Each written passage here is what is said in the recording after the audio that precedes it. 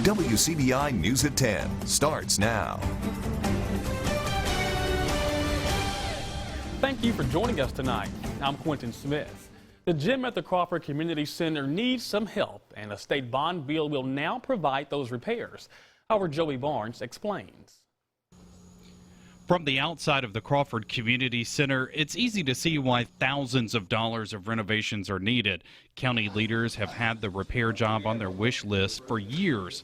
Now, a $350,000 state bond bill is making the project a reality. We'll be redoing the gym floors, all new gym floors, entrance, the roof, basically the outside skin of the building, so to speak.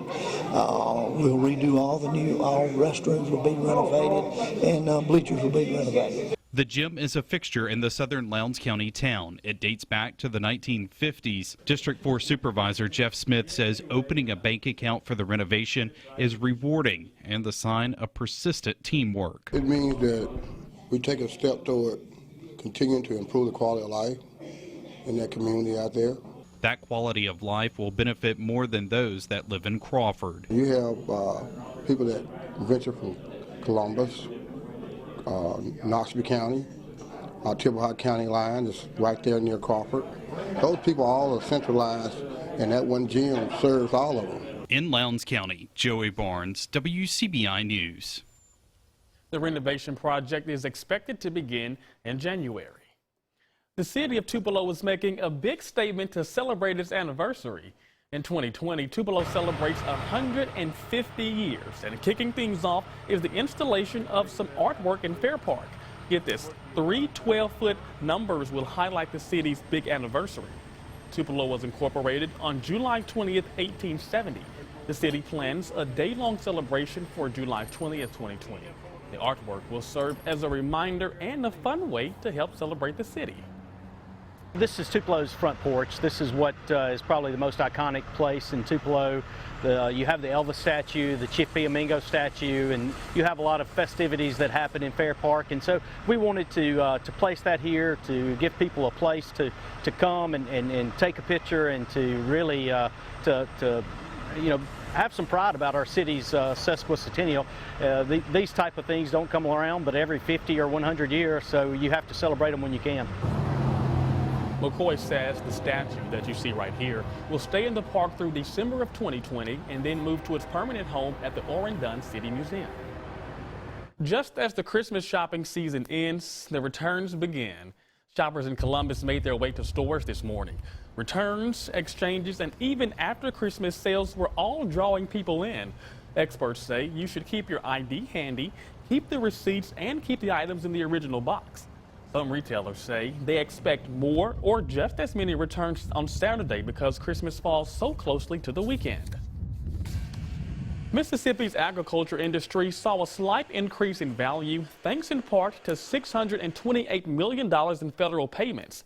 Poultry production was down 3% all across the state. Overall totals for row crops dropped 6.5%. MXU Extension Service experts say the U.S.-China tariff standoff had a major impact on crop markets and production this year. Cotton and soybeans had the largest relative losses. Livestock production was down 2%, raking in an estimated $388 million, and catfish production was up 5%.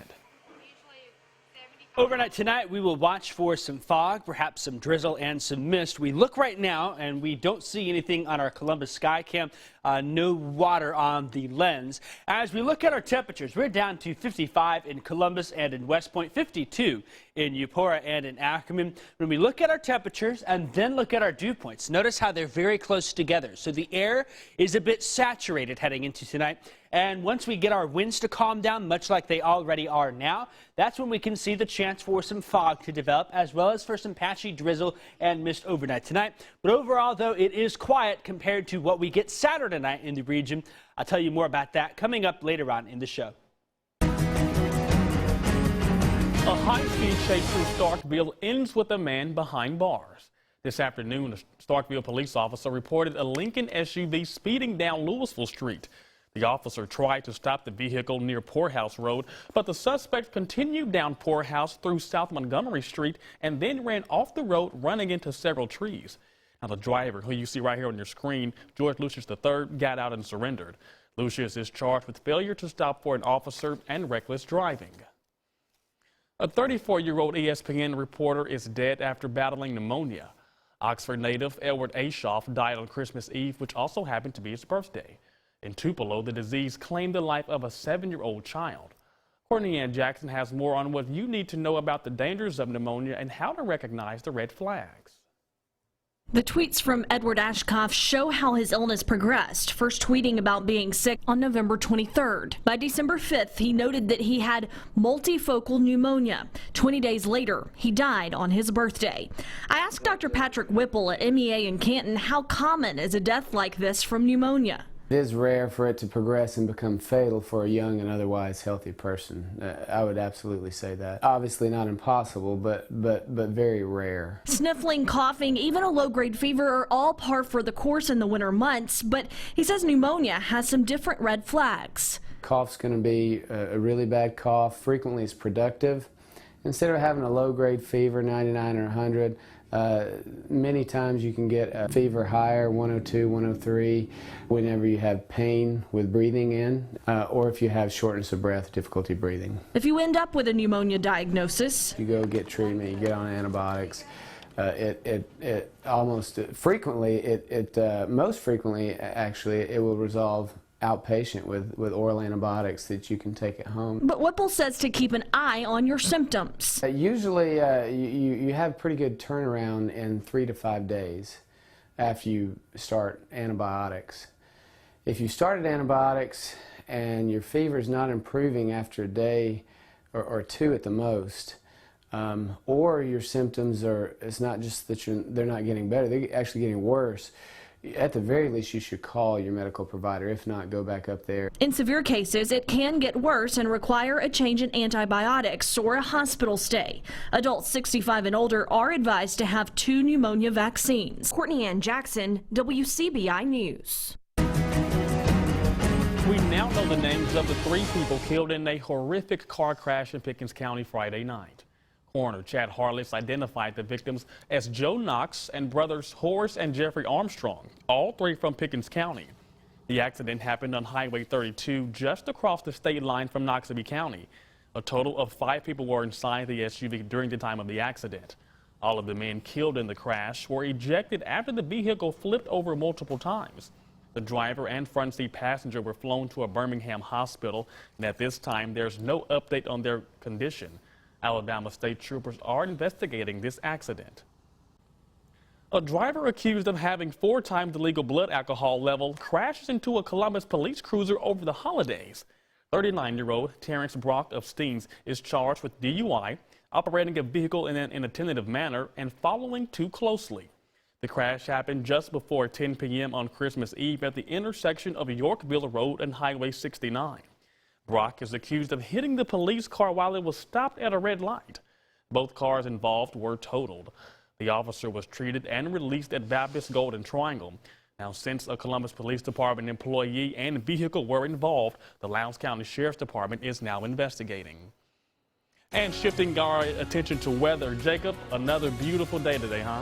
Yes, it was. Beautiful out there indeed. Just a few sprinkles in spots, but we do have to watch for the chance for some strong to severe weather as we head into the weekend here. We have a level 1 threat outline for parts of the area. Coming up after the break, we'll take a look at what we expect, the timing of the system, and we'll let you know if there's any rain or snow in the next 7 days. For WCBI First Alert AccuWeather Forecast with meteorologist Jacob Dickey. Well, we've enjoyed some quiet weather today overall. There were a few light showers and some drizzle in the area. Right now, we've got a mostly cloudy sky with temperatures down into the 50s into the region. 58 in Tupelo, 55 at the airbase. It is 55 also in West Point, Starkville at 52. As we look at satellite and radar across the region, not a whole lot going on here, just some clouds all across the region. You'll notice some of these little light blips here. That is some light showers that are developing and trying to lift to the north. We may very well see some drizzle, some mist, some fog overnight tonight as our temperatures settle down generally, I think, into the low 50s into the region. 52 will be where we end up in Columbus, 51 in Starkville, Houston down to 54. As we look ahead here for the forecast tonight, then mostly cloudy, some fog, some sprinkles, some light showers. As we go through tomorrow, then much the same. We will warm back up into the middle 60s out there with a mostly cloudy sky. Could see a few showers and sprinkles during the day as well. Here's what Futurecast has for our Friday. Notice we are mostly cloudy, and we've got a few of those light little green spots on there. That's indicating some showery activity into the region. This could be a little batch of some heavier showers that roll on in, but watch as it carries to the north and to the east. It overall tends to weaken a bit, so it dries out a little bit. Not too much of a concern. We'll advertise for the most part tomorrow as a mostly cloudy day, maybe a little fog in the morning, some showers possible at any point during the day into Friday night. As we look ahead to the weekend then, the system that will bring us the chance for some strong storms is moving into California now. As we get to the day Saturday, we'll see a cold front off to our west. That will then move off to the east then. And late Saturday night into Sunday morning is our best chance to see showers and a few storms, some of which could be on the strong side. Now, our main threat with this next system will be gusty winds here, but overall, all the threats really appearing low here. We've got a level 1 threat. The tornado threat is low, and it will probably stay that way, but we don't want to discount it at this point. And our timing again is Saturday night until about Sunday midday. Let's take a quick look at Futurecast here for the weekend. Notice Saturday overall during the daytime looks okay here, but we get late Saturday night and early Sunday morning. We see that line push on in, and that's where we could have the chance for a stronger storm or two with some of those showers and storms. Though there's not a lot of energy to work with this particular system here, there is a lot of wind energy in the atmosphere, and that's where we could get some of those gustier winds to mix on down to the surface. So we get the chance for some of those showers and storms late Saturday into early Sunday. I think by Sunday afternoon things quiet down. We'll see falling temperatures into Sunday night and Monday and Tuesday, right before the new year. Looking pretty nice. Lots of sunshine. You know, they say all good things must come to an end, Jacob, and that's true for this good weather we've been seeing lately, huh? You're right. We'll have a couple more seasons in the next week, and maybe we'll get some later, right? All right. Thank you so much, Jacob. Well, school may be out, but it's game on for area high school hoop squad. We'll have highlights and scores coming up a little later in sports. Welcome back. The holidays are a fun time for many, but those facing an emergency need for blood can be hit with a double whammy: fewer donors and more need. We take a look at how you can help in tonight's Health Talk with the Baptist. Hi, I'm Sandy Kilburn, medical technologist and supervisor of the blood bank at Baptist Memorial Hospital Golden Triangle. I want to talk to you about some facts about donating blood. Did you know that just 1 pint of blood can help save up to 3 lives? Donating blood is safe and easy. It is a sterile procedure and you cannot contract any diseases from donating. You must be 16 years old or older and weigh at least 110 pounds to qualify as a donor. Here at Baptist Golden Triangle, we hold a United Blood Services blood drive every 3 months. Here are some tips for getting through the donation process faster. Bring personal identification, preferably an ID that has your picture and full name. Some acceptable forms of ID include a driver's license, work or school ID, or passport. Bringing along your blood donor card will help you get through the registration process quickly. If you don't have one, please ask the staff to order one for you. Bring a list of all countries, cities, or areas you have visited with dates in the past 12 months. Wear a top with loose-fitting sleeves so that you can get your blood pressure checked. Make an appointment. Donors with appointments are taken before walk-ins. To make an appointment, visit the website, unitedbloodservices.org. Be a donor, make a difference. Join us next time for Health Talk with Baptist. Mail your topic suggestions to healthtalk@wcbi.com. Health Talk has been brought to you by Baptist Memorial Hospital Golden Triangle. The Bulldogs are in Nashville preparing for their bowl game. Find out who will be under center coming up after the break. Here's WCBI Sports with Chris Bolton. Today was the first day of practice for Mississippi State in Nashville, as we're just 4 days away from the Music City Bowl. But leading the Bulldogs' offensive attack won't be the same quarterback Joe Moore had anticipated a week ago. Freshman quarterback Garrett Schrader looks to be out, and then to start his final game in maroon and white is graduate transfer Tommy Stevens. Now, earlier today, Moore had stated that Schrader has an upper body injury. Reports say Schrader was involved in an altercation during last Friday's practice. Now, Moorhead is confident in the job Stevens can do, as he now has a chance to end his collegiate career with the win. Tommy's an experienced guy. When he's been healthy, he's performed very well. So Tommy will be the number one, and he'll go in and operate the offense and make plays with his arm and his feet. And I know the guys have a ton of confidence in him. And it's that a graduate transfer, senior quarterback have an opportunity to lead his team to win in a bowl game. We're very excited about that. Great opportunity ahead of it for us, and so got a lot of things that we need to do moving forward for the game, but we're really looking forward to it. Backing up Stevens for the bowl game is Keaton Thompson. Now you can catch the game Monday at 3 o'clock is where it's scheduled to kick off on ESPN. Now myself and Courtney Robb, we will be in Nashville, so we'll have all the updates, we'll have highlights from the matchup, and all the post-game sound and give a recap of everything that goes on. So be sure to just, stay tuned. We'll take care of y'all. Now over in Starkville, Ariana Hunter and the Louisville Wildcats taking on Horn Lake. Now Hunter getting things going early for the Power Cats. She gets the steal right here. Nice right-hand finish with the layup, putting Louisville up 2. Then later on, Hunter, down court pass. It finds Ingram. She knocks down a 3. That's good. Wildcats go up 5-0 early. Hunter with the rock again. She splits through the 2 defenders. Nice Euro step layup. That's good. Adding on to their lead. And later on, Horn Lake, they just get tired of Hunter. They double her. She throws the pass to the corner to Deshaunte Bragg. She knocks down the 3 ball. Louisville takes a 14-2 lead, and they go on to get the victory. They win by a big score of 49-26. Northwest Rankin taking on Tam Patterson in Corinth at the Hump. First quarter Warriors ball. Q Wimsatt driving kick to Keto Wyndham. 3 ball is good. Warriors take an early 3-0 lead. Northwest Rankin responds, though. Matthew Mackey, he dimes Brandon Singletary, who slips to the rim for the layup. Northwest Rankin now up by 3 points. Still in the first quarter, Kobe Bilbro, he drives, left-handed one-hand pass to Mackey in the corner. That's a buck. Trey ball is good, and Northwest Rankin is up 4. Corinth ball here. Check out the ball movement. They swing it around. Will Crawford, extra pass to Tam Patterson for the 3-pointer. That's good. He catches out the 3 ball, but Corinth, they fall to Northwest Rankin in this one. Final score, Northwest Rankin 63, Corinth 56. The Lady Yellow Jackets taking on Olive Branch. First quarter, Olive Branch locking up on defense early.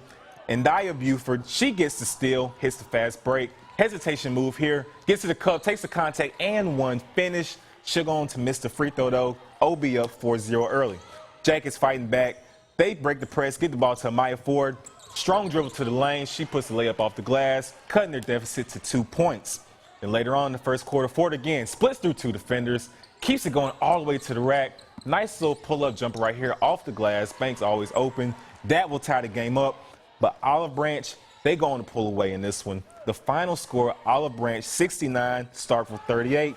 Nice win for Olive Branch. And also, the defending 6A state champs, the Starkville men's team, they get the win 77-36 over East Iberville out of Louisiana.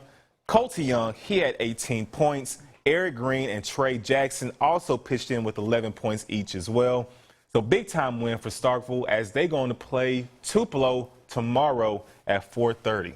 I got to tell you, Chris, nothing beats some good high school basketball action during the Christmas holidays. Definitely. We had a tournament in Tupelo last weekend, and we got the New Hope Classic tomorrow as well. So a bunch of great hoops. So the good games keep on going. Oh, they're going to keep on. That's what I love. Amen to that. Appreciate it, Chris. We'll have a last look at your forecast when we come back.